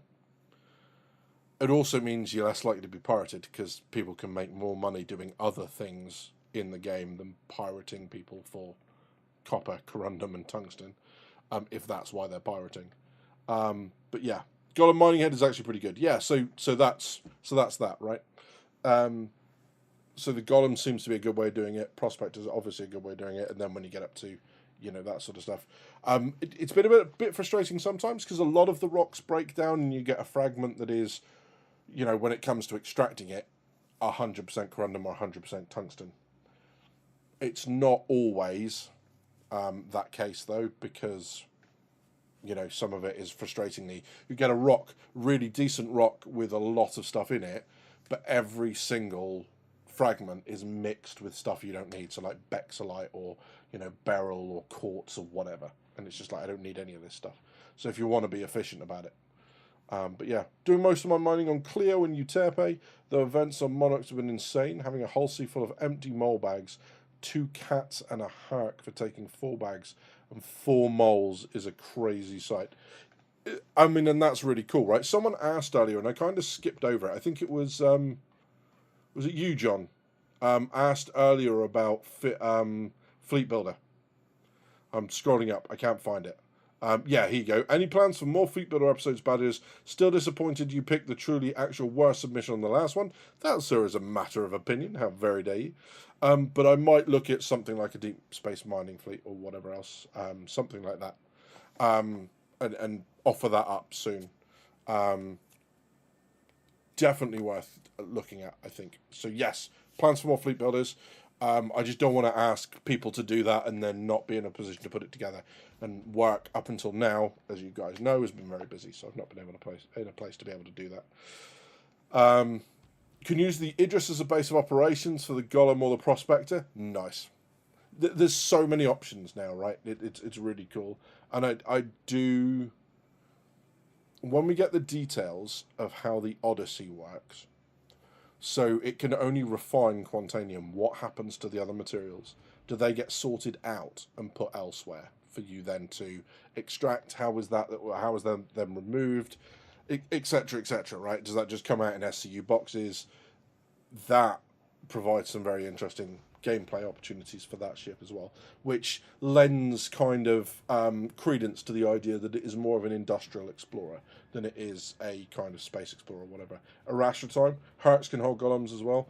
Yeah, absolutely that. Prospector with Argo mole bags. Yeah, absolutely. I think Jamlak first told me about that. He mucked around with his. I can't tell my right from my left, so I was pressing left Alt K and couldn't figure out why I couldn't detach the mining bags. Got frustrated with it and just stopped trying because I wasn't pressing right alt. I was playing left alt because I'm an idiot. But that was fun. I want a salvager based on Neurastra or something in that. I really don't. Given the mental it's a variant. I don't like it. It's just low effort. It's just money grabbing. I think they might well end up going, no, we'll do something of that size, but maybe from a different manufacturer.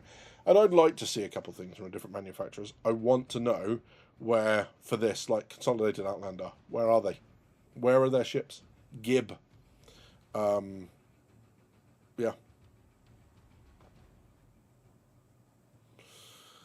An Origin miner? Because I mean, what are your industrial options? You're basically Drake, Argo, RSI, right?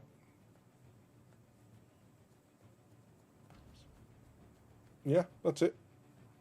They could do with another industrial one. I'd like to take a large Argo salvage instead. Nice. Salvager based on the mold, please. Yeah, I suppose there's space in that shop for salvages. I like the idea of the Reclaimer, but yeah, unless it gets a notable reconcept inside, it's just too time inefficient. Yeah, and I think from what they've said, that certainly seems to be on the cards. I think they've acknowledged a couple of problems that they can't fix without a significant internal rework. So, yeah. Variants are good. I can think of 2 more for the Terrapin off the cuff. Jump ship and cargo. Yeah, absolutely. We were talking about this the other night, weren't we, Del? That some ships just lend themselves to some great... And I really like the idea of an E-War Terrapin as well, an electronic warfare Terrapin. Because it looks like that. Stick more aerials on it. More aerials. Aerials. Ploff. That looks great. So, yeah. And, of course, if you are into salvage, this is probably the best patch to do it. Because nobody wants anything to do with your gameplay loop right now. So that's fun. The other thing I would like to see is kind of drone command vehicles. So I don't mean like drone carriers. I mean, look at the drone from the base building, right? I'm gonna go pull this up again because I can, because it's incredible. But when you look at the oh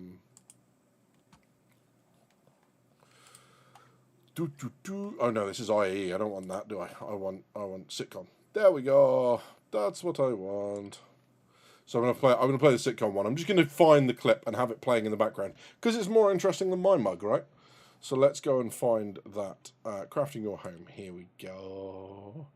And the fun thing is, oh, steady.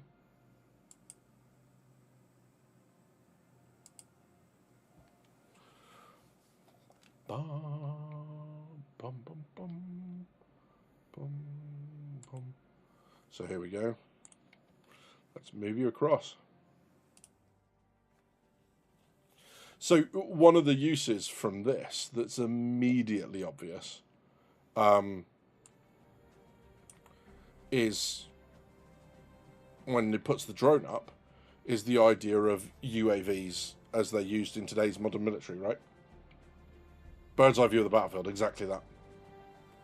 Right? Because as they said, if you watch him do this, people are moving around, stuff is happening. This isn't a still of the map. You can see here, this guy's running around. Why would this not be a... Why would you not leverage this as like a battlefield control module? Why would you not? Use it even maybe to laser designate things to, you know, if you've got specific ground war helmets, like go to this round, check this area, and it doesn't need to highlight specific people. It could be like a glowing area or like a highlight of an area, but you go, there's infantry in this area, so you're not able to use it to pinpoint individuals and the rock. What you're able to do is highlight like an area of say 50 meters across and just go, or 100 meters across and go, there's stuff in this area. Yeah, and then you describe it, and then it comes into that. RTS command meets MMO. Exactly that AI. And there's games that have done this before, right? Natural Selection did this before. Savage did this before. There's lots of games that employ this. What was really cool about Savage was you were able to select your players like you would select an MMO unit. You would, or sorry, an RTS unit. You would right-click somewhere. They would get a marker on their map, and like the command voice would be like, "Go to this location. You know, attack this structure.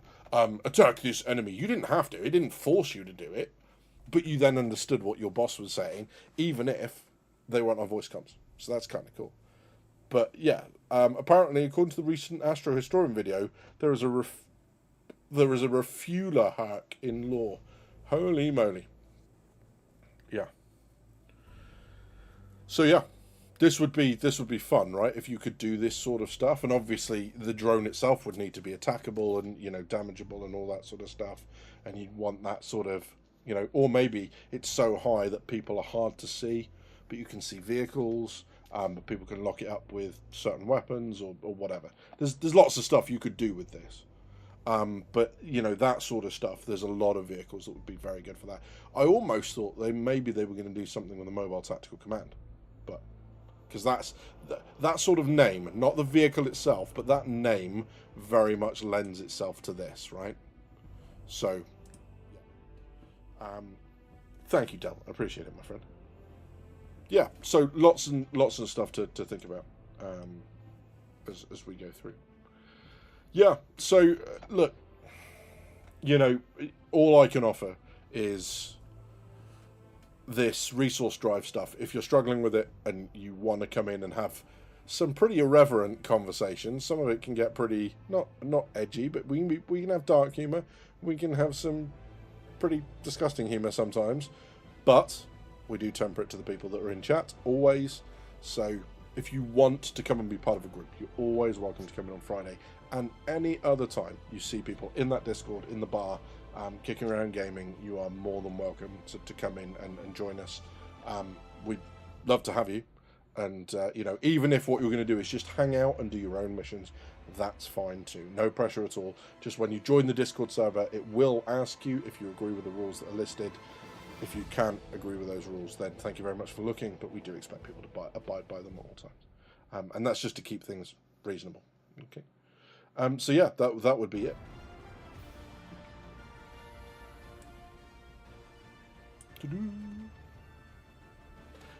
Yeah, I mean, as resource drive progresses, you know, It'll be interesting to see what makes it into the 4.3 patch. There doesn't seem to be much at this point in time on that card. There is, of course, well, much in the way of detail, right? We know that our cooperative stuff coming, so there's the cooperative zones that are coming, which are kind of like the contested zones, but happy clappy, everyone has a hug.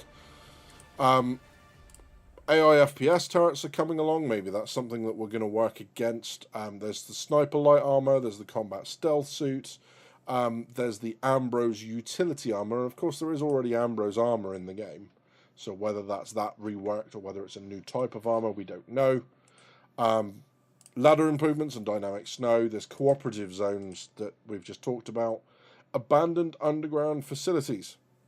And these are the enormous multi-level structures are used for the new cooperative zones coming out for 4.3, located on every moon of the Stanton system. Which is interesting because the underground area, I wonder, the underground work they had planned for the resource distribution centers, I wonder whether this is them breaking that off to go work on something else, whether that's still coming, but that has gone really, really dead. Really dead. Enabling new missions to be discovered and added to journals when you approach or enter a designated area. So this is mission pickup on location. So they've been talking for a while about different ways for us to get missions. This is simply when you arrive in an area, it generates a mission for you. And then they're talking about going to more audio logs like they have done with Stormbreaker, and, you know, NPC interaction rather than rigid and mobiGlas. Because the other thing that I have found with the missions is that you pick up one of the hauling missions and it says a location, because I've been checking for the locations that I know are balked. When you accept it, it says another location, which is something they need to look at, because it then comes up with the balked location. You're like, great, I got to abandon this. And I don't know if anyone's noticed, there does seem to be rep attached to these missions as well. So abandoning will obviously incur a rep penalty. And also, I don't like getting shouted at by Carmichael, because he's an angry individual. So yeah, and then the addition of the Vault Sniper Zenith. So yes, the cooperative zone's quite looking forward to, and I still haven't been to Stormbreaker yet. So we will, once Resource Dive is done and everyone's got what they want, we'll look at getting an evening together where we go and do Stormbreaker, which will be good fun. Yeah, we'll see.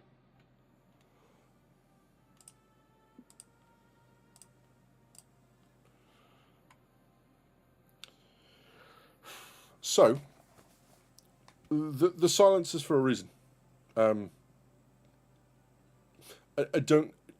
genuinely unsure about breaching this topic with you guys, because it's not Star Citizen.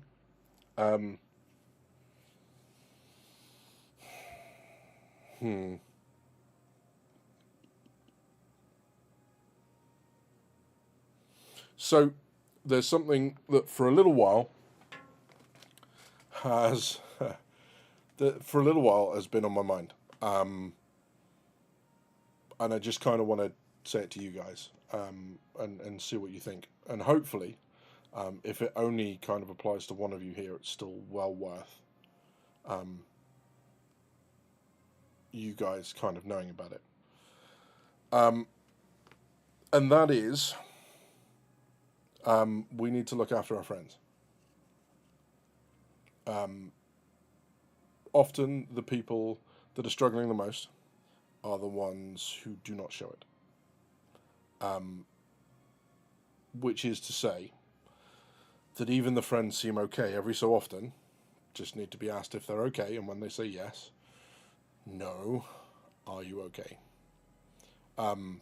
Because honestly, to someone that you know, or maybe even someone in this group, that is going to make all the difference. This kind of reached a head where I was doom scrolling through Instagram, and there was a video, I don't know who it is, I didn't follow them, But it's very strange. It was just one of these close-ups of a woman looking there, and she just kind of stared at the camera. I was like, oh, video.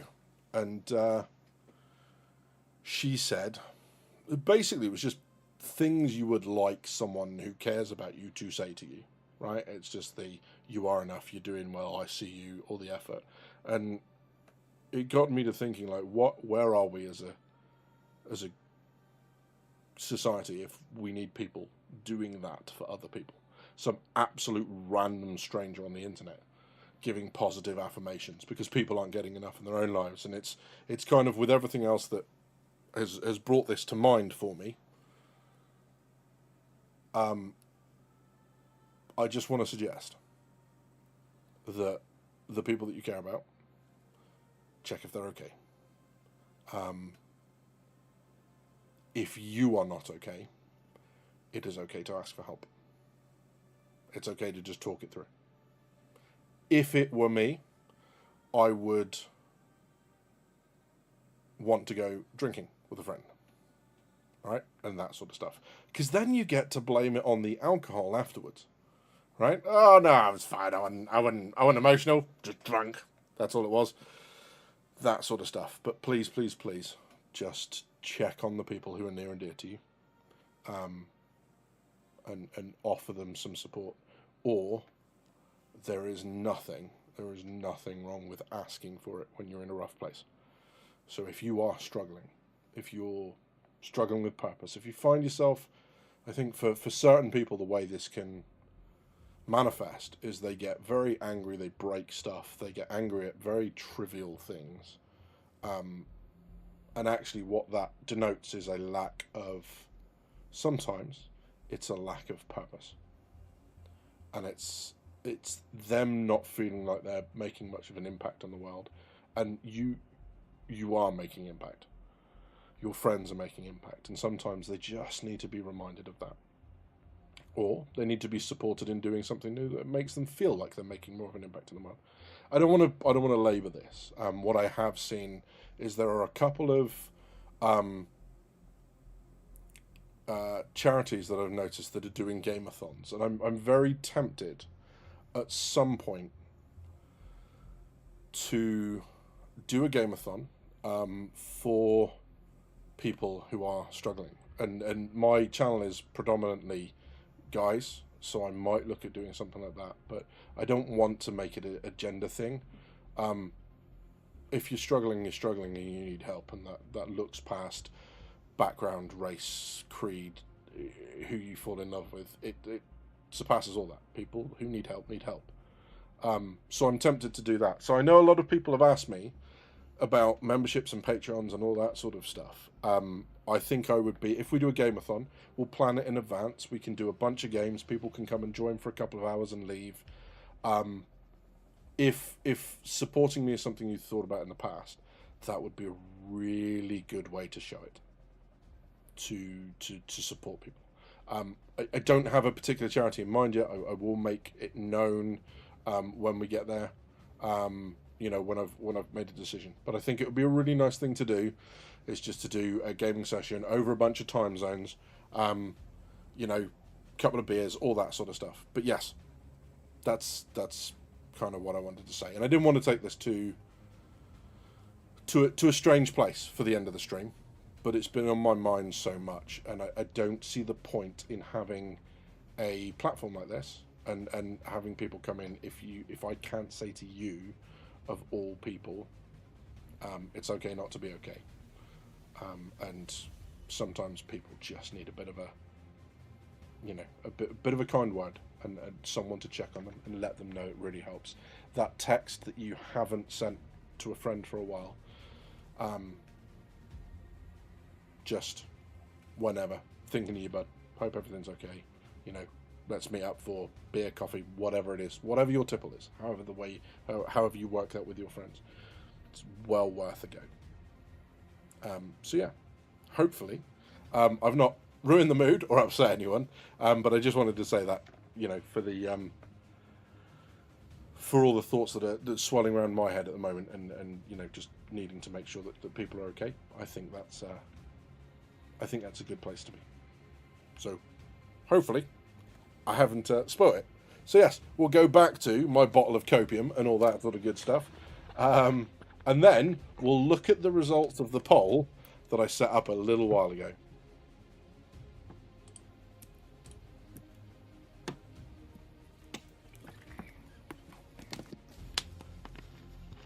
Good stuff. You walk 7 miles every night for your mental health. Well done you, mate. Well done you. Yeah, I think that's one of the things that I've seen is one of the top tips is for, especially for people frustrated, is exercise is superb. You know, frustrated or down or finding a lack of motivation or not seeing the point in much. Also recognizing what the triggers are, and you know, for things like, for me, when I get frustrated, for example, it's because I'm tired. So now I just stop trying to be that toddler of, you know, no, I'm going to stay awake. I do the, no, I need to get to bed now. And it works, recognizing that sort of stuff for yourself. But there is help out there. And honestly, if you find that you don't have that group of support, because not everyone does, this is precisely the reason TGP was put together. Common ground for a bunch of nerd weirdos like us. Please, please, please come and make yourself part of the community. And you will find people who are, despite the jokes and everything else, as Del has said, there are a lot of veterans in our community, a lot of people who are more than happy to make jokes and keep everyone laughing, but we are also pretty good at, you know, dealing with or helping people kind of confront what they're going through, because realism is a part of the job. So yeah. Counting cargo boxes send you to sleep, Joe. Absolutely. 100%. That was 100% when I went to bed. I was just like, I am disproportionately frustrated at this counting cargo boxes. I'm going to go to bed. Whee! So that was that. For Dell, it's salvaged. Nice. But yeah, so interesting. So 40% of the people in here are looking to go all. Holy moly. The other thing I'm noticing there is that doesn't actually add up to 100%, does it? But yeah. And then one following up after that. And yeah, that's that. So yes. Sorry, that's that little chat's completely thrown my head out of the Star Citizen headspace. And I'm frantically trying to jam it back in for the last 12 minutes and go, try and keep up with what's going on. And then, you know, Matthew likes nuns, apparently. So, yes. Absolutely. Right. So, in terms of what's coming up, I did see someone said that 4.3, there you go, Stakargord said 4.3 is in Avocado, as in Evocati, this week. By next week, do you mean next week starting tomorrow, Stack? Or do you mean next week starting the week after? Because, of course, for some people, it is already next week. Oh, God. I just... Yeah, that. Frantically trying to jam it back in. Badgers 2025. Absolutely. Yeah. Yeah. Like parking a bicycle in an airplane hangar at Terex.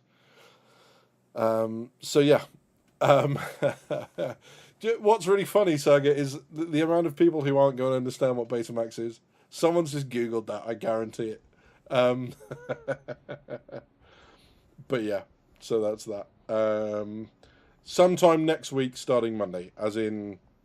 That still doesn't help. Do you mean tomorrow? Or do you mean a week tomorrow?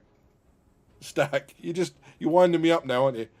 So yeah, we just need to grab a load of phrases out of context for badges. Standard. That's the perks of sitting here as you get to tomorrow. Perfect. Thank you. Thank you. Sorry. I'm just repeating the same thing doesn't help. Yeah. So Evocati out at some point during the week, and then we'll see. Again, obviously, even if we all get stuff completed and people are struggling with resource drive towards the end, we will help you out. Just, bear in mind that if there are things on the tier awards that you want to get to, I would start sooner rather than later. You can never claw the time back, right? And I found this with the Fight for Pyro because I didn't get like the graffiti skins for the Vulture, and I wanted it. So yeah, I mean I didn't want it so bad that I was going to play the hell out of it. I was having problems with, I can't remember what it was. There was something that I was having an issue with all the supply stuff, but yeah. What if I only told you I know about Betamax because of Cowboy Bebop? I mean, fair, absolutely fair. But yes, I probably shouldn't have this on the playlist, should I? This should be probably a different playlist, but never mind. I'm going to do this one again, just because I don't remember it playing when we talked. But yeah, that's the outro music. That shouldn't be in the normal playlist, but we can add stuff. It'll be fine. So yeah, what I'm probably going to do is I'm likely, just because there's been so little happening this week, I'm going to cut it short by about 10 minutes, and we'll head off. But as I've said before, looking forward to getting some more of the resource drive done. And then hopefully slightly bigger news this week about what is coming, what they're working on, and all that sort of stuff. So we've got a bit more to talk about. But I sat down during the week that I was off, sat down, made a bit of a short list of some videos that I want to go and work on. So we will be back to longer form content in the near future. The other thing I'd be really interested to hear from you about is other content. So I do not intend to pivot away from Star Citizen, but what about content like, for example, other games, covering other space games, covering other games entirely? One of my favourite games at the moment is Cyberpunk. There's a particular mission in that which is just gnarly if you take the time to read it. If you don't read it, it just seems like any other mission. If you actually take the time to see what's going on around you, it's the most disgusting mission in that game. I would love to, kind of cover that sort of stuff. But I don't want people to see that and then think, oh my God, he's pivoting away from all things Star Citizen, because that's not the case. I just, Drinkers with Gaming Problems, it's about gaming in its entirety, focusing on Star Citizen, but talking about the other stuff. So maybe we'll figure that out, and we'll go from there. But yeah, variety content, playthroughs, absolutely. If I were to go on to, things like Patreon and stuff, I would absolutely be putting stuff on there as well, which would be not this content, but maybe I just play a game and talk about it as I'm playing through and all that sort of stuff. That'd be good. The one with the cross, no, socially, it's the one with the hospital. The hospital and the detective that's put there. If you read what's actually going on in there and then listen to some of the dialogue lines, that mission is disgusting. And I mean that in the worst possible way. Whoever came up with that needs to be fucking locked up somewhere. So yeah. So yes, absolutely. Not would, but when. Well, we'll definitely look at that then. If people are keen for that, that sounds ideal, and we'll certainly look at doing that in the future. Yeah. Perfect. Okay, well, as always, thank you ever so much for being here. And for listening to my weird little rant at the end. Before anyone messages or anything, I'm okay. It's been rattling around in my head because of a couple of things in real life. So I just wanted to do that. And yes, the cap ship reviews, I'm planning to get them done in quick succession, especially around the Perseus. So we'll have the Polaris, the Hammerhead, and the Perseus all done at the same time. And we'll obviously throw the Idris into that mix as well. And they will be reviews from the standpoint of a naval officer or an ex-naval officer, looking at the military aspects and comparisons to modern world military ships, which will be good. Looking forward to bringing that to you all once we're there and once we're good. Have a great week. Look after yourselves. And like I said, please, please, please check in with those friends. You've been watching Drinkers with Gaming Problems. Thank you very much for stopping by. I'll see you soon.